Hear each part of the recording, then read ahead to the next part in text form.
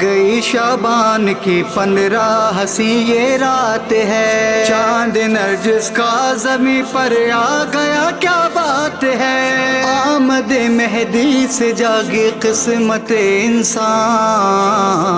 السلام شاہ ماہ شعبان، السلام شکریہ شعبان۔ اعوذ باللہ من الشیطان الرجیم، بسم اللہ الرحمن الرحیم۔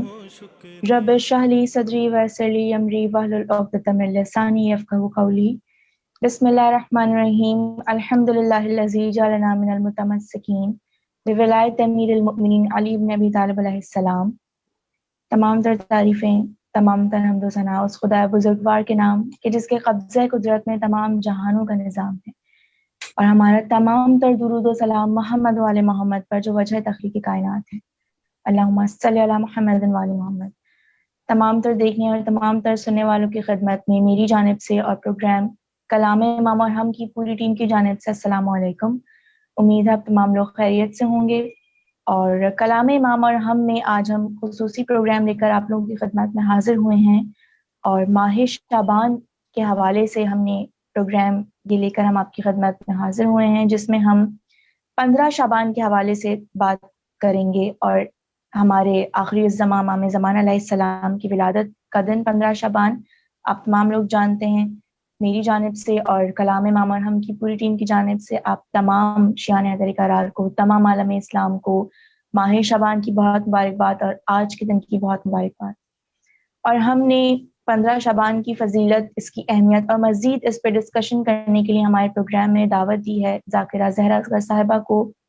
آپ پہلے بھی ہمارے پروگرام میں تشریف لا چکی ہیں، ہم آپ سے بارہا بہت دفعہ بہت چیزیں سیکھ چکے ہیں، اور یقیناً ہم نے اپنی زندگی میں وہ چیزیں شامل بھی کی ہوں گی۔ ہم اپنے پروگرام میں خواہر کو خوش آمدید کہتے ہیں۔ السلام علیکم خواہر۔ وعلیکم السلام، کیسی ہیں آپ؟ الحمدللہ، آپ کے مزاج کیسے ہیں؟ اللہ کا شکر ہے۔ آپ کو ماہ شعبان کی بہت مبارکباد خواہر، اور آج 15 شعبان کی بھی بہت مبارکباد۔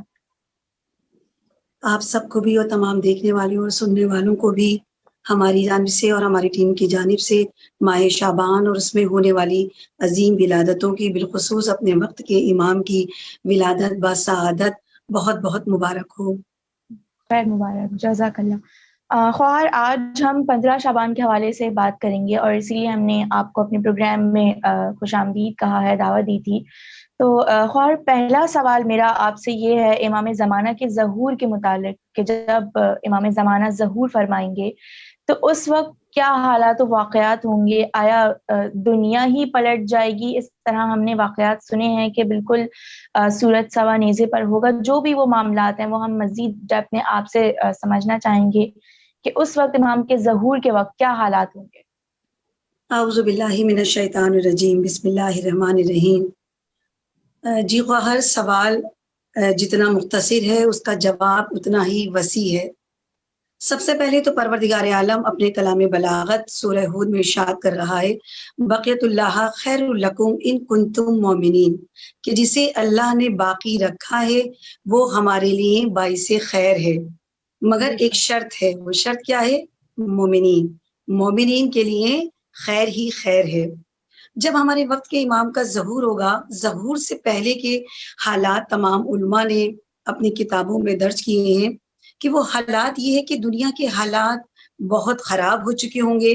ایک طرف سے سفیانی لشکر جو ابو سفیان سے ہوگا خروج کرے گا، اور اس وقت معذاللہ دنیا کے حالات اس حد تک ختم ہو چکے ہوں گے کہ وبا پھیل چکی ہوگی، 1/3 دنیا وبا میں ختم ہو جائے گی، بیماری سے ختم ہو جائے گی، اور باقی جو ہے وہ جنگ سے ختم ہوگی، اور کچھ لوگ بچیں گے کہ جو امام کے ناصران میں شمار ہوگا۔ جن کا امام کا ظہور جب ہوگا اس وقت دنیا تباہی کے دہانے پر ہوگی۔ اس وقت جب امام ظہور کریں گے تو ایک دم سے جب اللہ کی حجت ظہور کرے گی تو وہ اس طرح سے ظہور کرے گی کہ زمین اپنے اندر سے خزانے اگل دے گی۔ کہ اس طرح سے ظہور کریں گے پوری کائنات کی ہر شے امام کی اطاعت کرتی نظر آئے گی، کہ تمام شمسی نظام امام کا متی نظر آئے گا۔ جب امام ظہور کریں گے تو یہ دنیا اتنی خوبصورت ہو جائے گی کہ جو جنگلی جانور جن کا ہم نام لیتے ہوئے بھی خوف کھاتے ہیں، کہ دیکھنے والے دیکھیں گے، کہ جنہیں نصیب ہوگا، پروردگار عالم ہم سب کو اپنے وقت کے امام کا ظہور دیکھنا نصیب فرمائے، کہ جنگلی جانور عام معمولی جانوروں کے ساتھ چرتے ہوئے دکھائی دیں گے۔ اتنا خوبصورت ماحول ہو جائے گا، دنیا اتنی خوبصورت ہو جائے گی، عدل کا قائم ہو جائے گا، ظالم مٹ جائے گا، ظلم مٹ جائے گا، عدل کا نظام قائم ہو جائے گا۔ مگر ایک مرتبہ یہ ہمارے ذہنوں میں سوال ہوتا ہے، بچے سوال کرتے ہیں، ہم سے پہلے والے لوگ بھی سوال کرتے رہے، امام کا ظہور کب ہوگا؟ مولا سے سوال کیا، چھٹے امام سے، پانچویں امام سے، کہ امام یہ بتا دیجیے وقت کیوں نہیں بتا دیتے آپ کہ امام کا ظہور کب ہوگا؟ اذہان کو جگائیے، فکر کو جگائیے، ہر کام میں، ہر جملے میں مولا کی حکمت پوشیدہ ہوتی ہے۔ امام نے اتنا خوبصورت جواب دیا کہ اگر امام کا ظہور بتا بھی دیا جائے کہ کب کس وقت میں ہوگا، تو جس وقت میں ہوگا اس سے پہلے اس عرصے کے درمیان میں جو لوگ آئیں گے ان لوگوں کے اذہان میں یہ ہوگا کہ ظہور تو ہمیں دیکھنا نصیب ہوگا نہیں، ظہور تو بعد میں ہوگا، تو لہٰذا میں تیاری کس کے لیے کروں، میں تیاری کیوں کروں؟ تو بغیر تیاری کے ہی دنیا سے چلا جائے گا۔ اب ہم اور آپ ہم جانتے ہیں، اس امید پر ہیں کہ دعا بھی کرتے ہیں کہ بار الہ ہمارے وقت کے امام کے ظہور میں تعجیل فرما اور ہمیں اپنے وقت کے امام کا ظہور دیکھنا نصیب فرما۔ ایک امید ہے کہ ہماری زندگی میں کاش امام کا ظہور ہو جائے، اس کے باوجود میں اور آپ غفلت کا شکار ہیں۔ اگر ہم اپنے قلب میں جھانکیں تو کیا ہم دعویٰ کر سکتے ہیں کہ ہم نے تیاری کر لی ہے؟ جس طرح سے امام چاہتے ہیں اس طرح سے میں نے اور آپ نے تیاری کر لی ہے؟ جبکہ ہم جانتے ہیں کبھی بھی ظہور ہو سکتا ہے، کیونکہ امام نے کہا ہے کہ اگر کوئی تم سے یہ کہے فلاں وقت میں اتنے سال کے بعد اتنے وقت پر ظہور ہوگا تو سمجھ لینا کہ وہ سب سے بڑا جھوٹا ہے، کسی کی باتوں میں نہ آنا۔ ظہور جب ہوگا رجب کا مہینہ ہوگا، نشانیاں ضرور بتائی ہیں مگر وقت کسی معصوم نے نہیں بتایا، لہذا اس کی حکمت یہ ہے کہ ہر انسان یہ سوچے کہ نہ جانے کب ظہور ہو جائے، اس طرح سے اپنی کردار سازی کرے جس طرح امام چاہتے ہیں۔ امام کس طرح چاہتے ہیں؟ امام ہم سے کیا طلب کر رہے ہیں؟ ہم سے ہماری جان مانگ رہے ہیں، ہم سے ہماری جاگیر طلب کی ہے، ہم سے ہماری دولت مانگی ہے، ہم سے ہماری اولاد کا نذرانہ مانگا ہے، کچھ نہیں مانگا۔ امام نے فقط اور فقط تقویٰ مانگا ہے، فقط اور فقط کیا مانگا ہے کہ متحد ہو جاؤ۔ اور سورہ کی آیت بتا رہی ہے، سورہ ہود کی آیت ہمیں بتا رہی ہے کہ اللہ نے جسے باقی رکھا ہے وہ مومنین کے لیے خیر ہی خیر ہے۔ مومن بننا ہے۔ مومن کی نشانیاں کیا بتائی ہیں؟ کہ جو اپنے دل میں محمد و آل محمد کی ولا رکھے، جو عقیدت رکھے، ان کے ساتھ معرفت بھی رکھے، اس کے ساتھ کردار بھی ایسا ہونا چاہیے کہ جیسا امام چاہتے ہیں۔ امام کا ظہور کیوں نہیں ہو رہا؟ تڑپ کے دعائیں کرتے ہیں، مگر سچ پوچھیں تو ہم اور آپ اس طرح سے انتظار کر ہی نہیں رہے۔ خدا نہ کرے اگر کسی ماں کا بچہ اگر نظروں سے اوجھل ہو جائے، گم ہو جائے چند لمحوں کے لیے، چند گھنٹوں کے لیے، ماں کی کیفیت کیا ہوگی بتانے کی ضرورت نہیں ہے۔ کس طرح بے قرار ہوگی ماں، کس طرح ڈھونڈے گی؟ کیا کبھی میں نے اور آپ نے اس طرح تلاش کیا کہ اتنا عرصہ گزر گیا، اتنے سال گزر گئے، یوسف زہرا کو آنکھوں سے اوجھل ہوئے کہاں ہے میرے مولا؟ میرے مولا ظہور کیوں نہیں کر رہے؟ کیوں میں نے تڑپ کی اس طرح سے دعا نہیں کی؟ کیوں نہیں کی؟ کیونکہ ہماری تیاری نہیں ہے۔ تیاری کیوں نہیں ہے؟ امام کیا چاہ رہے؟ تقویٰ چاہتے ہیں۔ آئیے دیکھتے ہیں، ہر انسان یہ کہتا ہوا نظر آتا ہے امام کا ظہور کب ہوگا، امام کا ظہور کب ہوگا، اور ہمیں معصوم بتاتے ہیں۔ خود امام کی توقیع میں ہے کہ میرے اور تمہارے درمیان جو جدائی ہے، جو فاصلہ ہے، وہ تمہارے اعمال ہیں۔ بے شک ہمارے اعمال کیسے ہیں؟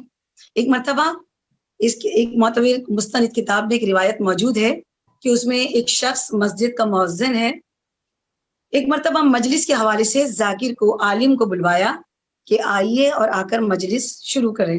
جب عالم ممبر پہ جلوہ افروز ہوئے تو ایک مرتبہ کسی نے سوال کر لیا عالم سے کہ مولانا یہ بتائیے کہ امام کا ظہور کیوں نہیں ہو رہا؟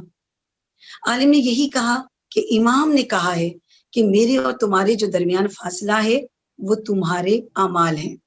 اب یہ مؤذن بھی سن رہا تھا۔ مؤذن ایک مرتبہ کھڑا ہو گیا اور کہا کہ ہم تجھے بلا کر لائے ہیں مجلس پڑھنے کے لیے، اور تم ہمیں کو الزام دے رہے ہو کہ ہماری وجہ سے امام کا ظہور نہیں ہو رہا، جائیے اب ہم مجلس خود ہی تمام کر لیں گے۔ عالم منبر سے اتر گئے، چلے گئے اپنے گھر۔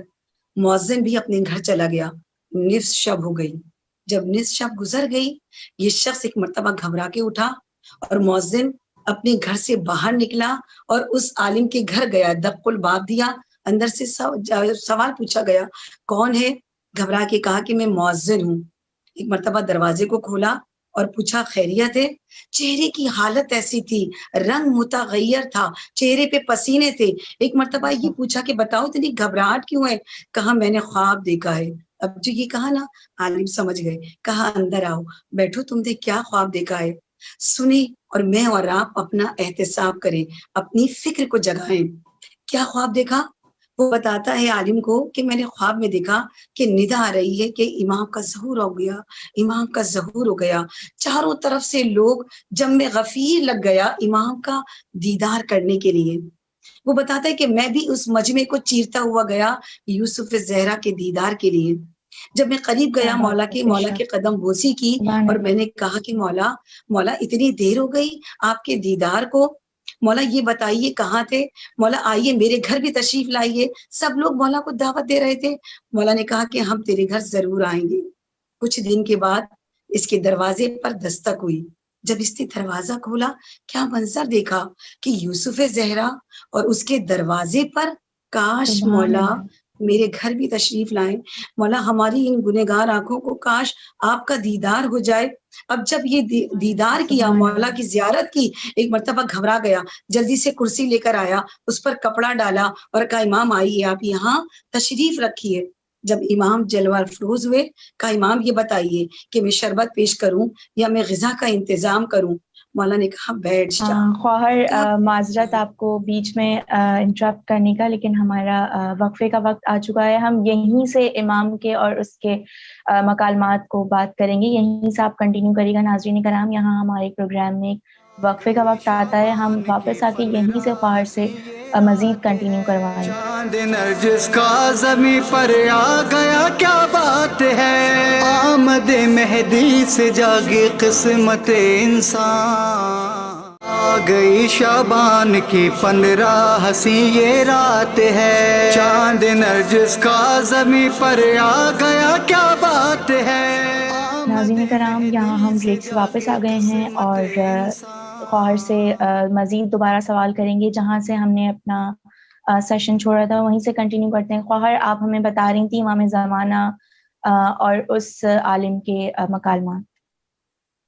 جی خواہر، شعبان کے حوالے سے چونکہ ہمارے وقت کے امام کی ولادت کا مہینہ ہے، لہٰذا ضروری ہے کہ میں اور آپ اپنی فکر کو جگائیں۔ اس فکر کو جگانے کے لیے یہ چھوٹا سا واقعہ ہماری اذہان کو جھنجھوڑنے کے لیے کافی ہے۔ بے شک۔ یہ اپنا خواب بیان کر رہا ہے کہ جب امام اس کے گھر تشریف لے آئے تو یہ بے قرار تھا کہ امام کے کیا نذرانہ پیش کروں، امام شربت پیش کروں یا غذا؟ امام نے کہا ٹھہر جا، بیٹھ جا، اور امام نے چاروں طرف اس کے گھر کی نظر دوڑائی اور ایک جملہ کہا تو مؤذن ہے، یہ بتا تیری اجرت کیا ہے؟ جب اس نے اپنی اجرت بتائی تو امام نے کہا کہ تیری اجرت میں کے حساب سے یہ جو تیرے گھر میں مال و دولت نظر آ رہا ہے، یہ اس اجرت سے کہیں زیادہ ہے۔ تیرے گھر کے باہر جو گاڑی کھڑی ہے، تیرے گھر میں جو ساز و سامان نظر آ رہا ہے، یہ اس اجرت کے حوالے سے تو نہیں ہے۔ ہمارا چاہنے والا، ہمارے تاجیل کی دعا کروانے والا، دعا کرنے والا کبھی بھی مال حرام جمع نہیں کر سکتا۔ اگر تو سچا عاشق ہے، تو ہمارا ماننے والا ہے، تو ہمارا چاہنے والا ہے، تو اپنی اس مال و دولت کو راہ خدا میں قربان کر دے۔ وہ شخص کہتا ہے کہ امام آپ کا حکم میرے سر آنکھوں پہ، میں نے یہ مال و دولت خدا کی راہ میں خیرات کر دیا۔ تھوڑی دیر گزری تھی کہ ایک مرتبہ اس کی زوجہ گھر میں داخل ہوئی۔ امام نے اپنی باطنی آنکھوں سے دیکھا اور پوچھا کہ یہ کون ہے؟ کہا مولا یہ میری زوجہ ہے۔ امام نے کہا اس سے طلاق دے دے۔ کہا مولا برسوں کا ساتھ ہے، میرے بچوں کی ماں ہے۔ کہا کہ ضرور ہے مگر یہ عورت تجھ پر حرام ہے. سن، جب تو چھوٹا تھا تیرے پڑوس میں اس کی ماں رہتی تھی. جب اس کی ولادت ہوئی تھی تو تیری ماں نے اسے اپنا دودھ پلایا تھا. یہ تیری رضائی بہن ہے، لہٰذا اب میں نے تجھے بتا دیا، یہ تجھ پر حرام ہو گئی. کہتے ہیں مولا آپ کا حکم میں نے بجا لاتا ہوں.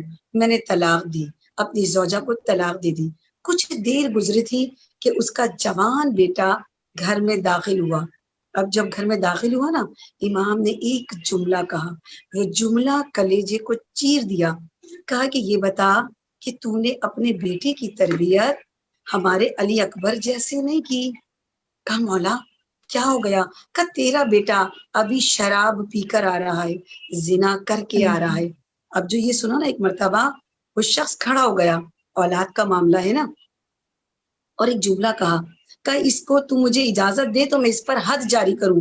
جب حد کا نام سنا نا، ایک مرتبہ ہاتھوں کو جوڑ کر کہتا ہے کہ معاذ اللہ، میں آپ کو معاذ اللہ میں آپ کو امام تو کیا سید بھی نہیں مانتا.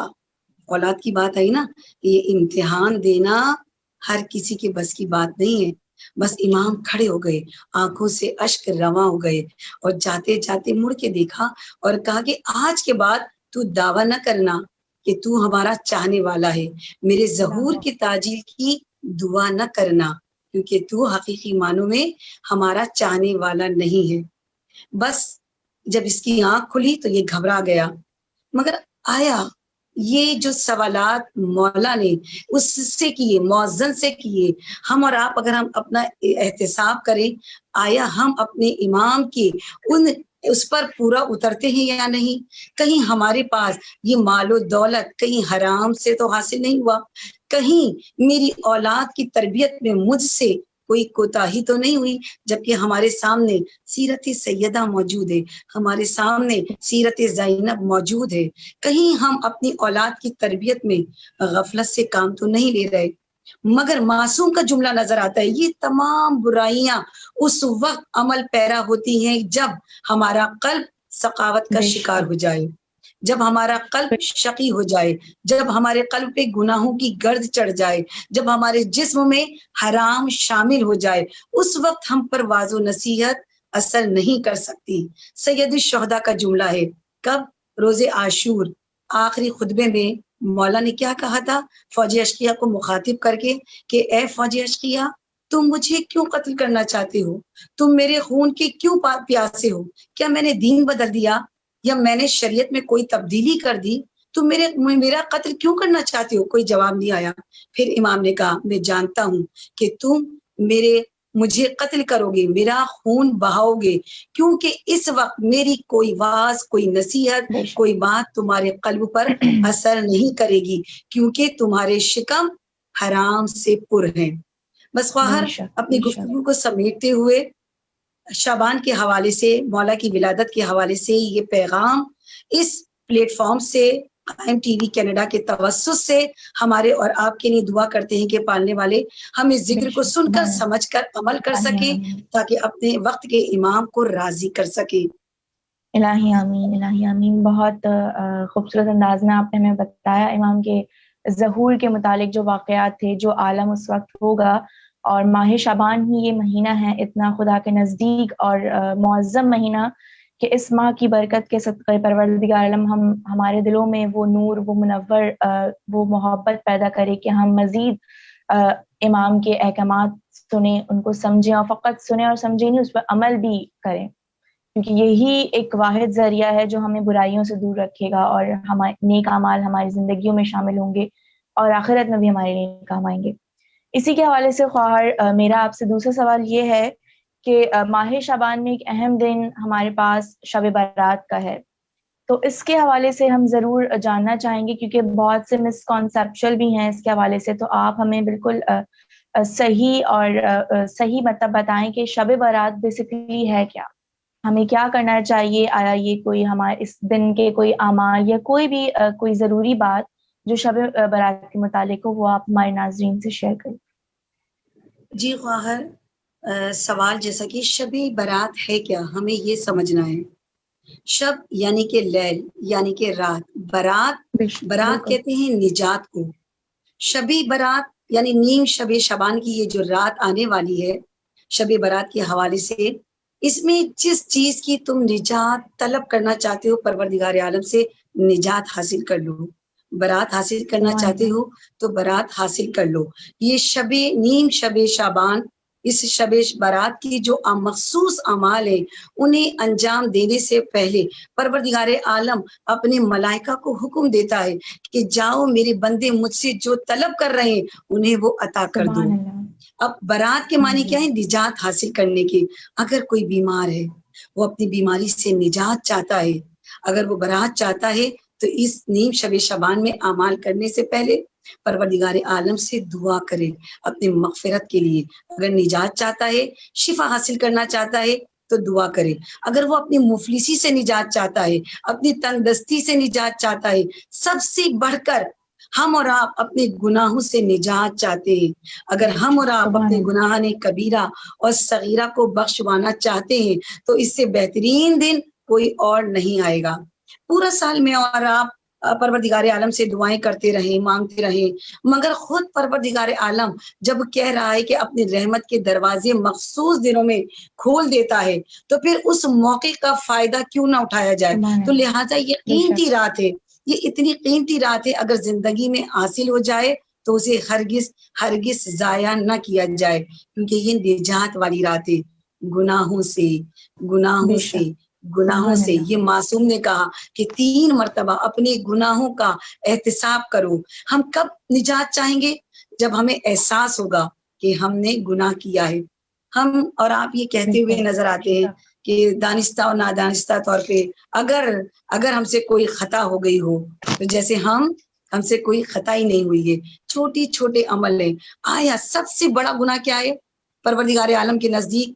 کسی کی دل آزاری کرنا، جو ہمیں پتہ ہی نہیں چلتا معذاللہ کہ ہم کب اور کس طرح سے باتوں میں اپنے عمل سے کس طرح سے ہم لوگوں کی دل آزاریاں کر دیتے ہیں. اور ایک اور چیز کہ جب ہم پروردگار عالم سے طلب مغفرت کریں، گناہوں کی توبہ کریں، تو اس سے پہلے پھر ہم پروردگار عالم کا شکر بھی ادا کریں، مگر رب سے مانگنے سے پہلے، رب کا شکر ادا کرنے سے پہلے اللہ کی مخلوق سے معافی مانگیں، اللہ کی مخلوق کا شکر ادا کریں. نجات چاہتے ہیں؟ اگر اپنے گناہان کبیرہ اور صغیرہ کی، اپنی تنگ دستی کی، اپنی مفلسی کی، اپنی بیماریوں کی، اپنی پریشانیوں کی اگر نجات چاہتے ہیں تو اس سے بہترین رات کوئی اور نہیں آ سکتی. یہ نیم شب شعبان، شب برات والی رات ہے. بالکل، کیونکہ پروردگار خود بھی ارشاد فرماتا ہے کہ میں ایک وقت ایسا آئے گا کہ میرے ساتھ جو حقوق العباد میں معاف نہیں کروں گا لیکن حقوق اللہ میں معاف کر دوں گا. تو ہمیں اس کے بندوں کو راضی کرنا ہے، اس کے بندوں کو ناراض نہیں کرنا. بہت بہترین انداز میں آپ ہمیں سمجھا رہی ہیں خواہر. اسی کے ساتھ ساتھ 15 شعبان کے حوالے سے ایک اور چیز جو ہمیں پتہ ہے، ہم تمام لوگوں کو معلوم ہے، لیکن ہم مزید اس کے بارے میں جاننا چاہیں گے کہ کیا اس ماہ میں شب برات میں کیا ارواح اپنے لواحقین سے ملنے آتی ہیں؟ کیونکہ بارہا تواریخ میں بھی لکھا ہوا ہے، ہمیں علماء سے بھی ہم نے بارہا سنا ہے کہ ارواح اپنے لواحقین سے ملنے آتی ہیں. اور جب ہم نظر کا اہتمام کرتے ہیں 15 شعبان کو، تمام مردوں کو یاد رکھتے ہیں اپنی دعاؤں میں. ویسے تو روز ہماری روٹین ہوتی ہے، لیکن اس دن خاص طور سے ہم اپنے مردوں کو اور جن کو بھی ہم جانتے ہیں اپنی طرف سے تحفہ پیش کرتے ہیں. تو کیا وہ ارواح اپنے لواحقین سے ملنے آتی ہیں؟ کیا ایسا ہے؟ جی خواہر، نیم شب شعبان میں پروردگار عالم جیسے شب برات نجات والی رات ہے، جس طرح سے تمام زندہ لوگوں کے لیے پروردگار عالم رحمت برسا رہا ہے، برکتیں برسا رہا ہے، اسی طرح سے جو مرحومین ہیں، جتنی بھی ارواح ہیں، ان کو ندا دی جاتی ہے کہ جاؤ اب تم آزاد ہو، اپنے گھروں کو لوٹ جاؤ. ان کا عذاب روک دیا جاتا ہے کہ جاؤ جو بھی تم اپنی نجات کے لیے سامان لا سکتے ہو وہ لے آؤ. اور یہ صرف نیم شب شعبان میں نہیں ہے، بلکہ رسول خدا جناب ختم مرتبت محمد مصطفیٰ صلی اللہ علیہ وآلہ وسلم، اللہم صلی علی محمد وآل محمد، رسول خدا فرماتے ہیں کہ ہر شب جمعہ پروردگار عالم تمام مرحومین کی ارواح کو آزاد کر دیتا ہے، ان پہ سے عذاب کو روک دیا جاتا ہے اور کہا جاتا ہے کہ جاؤ اپنے گھروں میں واپس جاؤ اور اپنے لیے وسیلہ لے کر آؤ، اپنے لیے نجات کا وسیلہ لے کر آؤ، تحفے لے کر آؤ. تو یہ ارواحیں اپنے گھروں میں واپس آتی ہیں، اپنے عزیزوں کے پاس واپس آتی ہیں۔ حدیث کی روایت ہے کہ جب وہ اپنے گھروں میں آتی ہیں تو اتنی چیخو پکار کرتی ہیں کہ اگر میں اور آپ سن لیں تو کلیجے پھٹ جائیں۔ وہ اپنے پیاروں کا نام لے کر پکارتی ہیں، اے میرے پیاروں، اے میرے ماں باپ، میرے بہن بھائیوں، میری اولادوں، جو بھی ہیں ان کا نام لے کے پکارتی ہیں کہ تم اپنے ذات سے، اپنے ہاتھ سے ہمارے نام پر کچھ خیرات کر دو، ایک روٹی خیرات کر دو، ایک رومال خیرات کر دو، تمہارے دسترخوان میں کمی نہیں آئے گی، تمہارے خزانوں میں کمی نہیں آئے گی، مگر ہمیں نجات مل جائے گی، ہمارے لیے یہ اجر کثیر بن جائے گا۔ اس لیے بہت اہمیت ہے شب جمعہ میں بھی اور نیم شب شعبان میں بھی کہ ارواح اپنے گھروں میں آتی ہیں، یہ نجات والی رات ہے، گناہوں سے بھی مغفرت کی رات ہے۔ تو لہٰذا اس میں 3 اعمال لازمی کرنے چاہیے، ایک اپنے امام کو یاد کرو، ایک اپنی موت کو یاد کرو، اور ایک اپنے مرحومین کو یاد کرو۔ تو لہٰذا جب اعمال کرنے جاؤ، مصلی پر جاؤ، تو اس سے پہلے ہم نظر نیاز کا اہتمام کرتے ہیں، تو زندہ لوگوں کے لیے بھی کرنا ہے انتظام، اور اپنے مرحومین کے نام پہ بھی ہمیں خیرات کرنا ہے۔ اور زندہ لوگوں سے کس طرح سے؟ صدقہ اور خیرات کرنا ہے۔ کچھ نہ بھی کر سکو تو آدھا کھجور اگر کسی نے خیرات کر دیا تو پروردگار عالم اسے اجر کثیر عطا کرے گا اور اسے آتش جہنم سے نجات عطا کرے گا۔ اور اب ہم دیکھتے ہیں کہ آدھے کھجور نہیں، ماشاءاللہ ہم اس سے زیادہ کر سکتے ہیں۔ بالکل، بے شک بے شک، کسی کے پاس زیادہ نہیں ہے تو وہ ایک کھجور ہی خیرات کر دے۔ بہت بہترین، بہت خوبصورت انداز میں آپ نے بتایا۔ خواہ ہمارے پاس ٹائم کی بہت کمی ہے ورنہ ہم لازمی اس پہ مزید آپ سے بات کرتے، کیونکہ ظاہر ایک چھوٹے سا بھی کویسچن ہوتا ہے تو اس میں بہت مراحل نکل رہے ہوتے ہیں، بہت ساری باتیں ہوتی ہیں جس کو ہمیں سمجھنا چاہیے، لیکن آپ نے بہت کمپائل کر کے اور بہت شارٹ ٹائم میں بھی ہمیں بہت زیادہ سمجھایا، بہت بہترین انداز میں۔ اور ناظرین کرام، یہاں ہمارے پروگرام کا وقت اختتام کی طرف پہنچتا ہے۔ امید ہے آپ لوگوں کو آج کا پروگرام پسند آیا ہوگا اور آپ لوگوں نے بھی خوار کے سمجھائی ہوئی باتوں پر غور کیا ہوگا، اور لازمی یہ عہد کیا ہوگا کہ ہم ان تمام باتوں کو، تمام اعمال کو اپنی زندگی میں شامل کریں گے۔ نہ صرف ماہ شعبان تک محدود نہیں کرنا، 12 مہینے پورے ہم نے اپنی زندگی کی روٹین بنا لینی ہے کہ کس طرح سے ہمیں اپنے آئمہ اطہار کی فضیلت اپنی زندگی میں شامل کرنی ہے، ان کے بتائے ہوئے احکامات اپنی زندگی میں شامل کرنی۔ ہمیں آج کے اس پروگرام کے فیڈ بیک سے لازمی آگاہ کرے گا۔ خواہر ہم آپ کے بہت شکر گزار ہیں، آپ نے اپنے بہت مصروف ترین ایام میں ہمیں وقت دیا۔ پروردگار ہم سے دعا گو ہے کہ وہ آپ کی توفیقات میں مزید اضافہ کرے۔ یہاں ہمارے پروگرام کا وقت اختتام کی طرف پہنچتا ہے۔ اللہ حافظ، وآخر دعوانا للہ العالمین۔ آ گئی شعبان کی 15 ہنسی یہ رات ہے، چاند نرجس کا زمیں پر آ گیا کیا بات ہے، آمد مہدی سے جاگی قسمت انسان۔ السلام ماہ شعبان، السلام شکریہ شعبان، السلام ماہ شعبان، سلام ماہ شعبان، سلام ماہ شعبان، سلام ماہ شعبان۔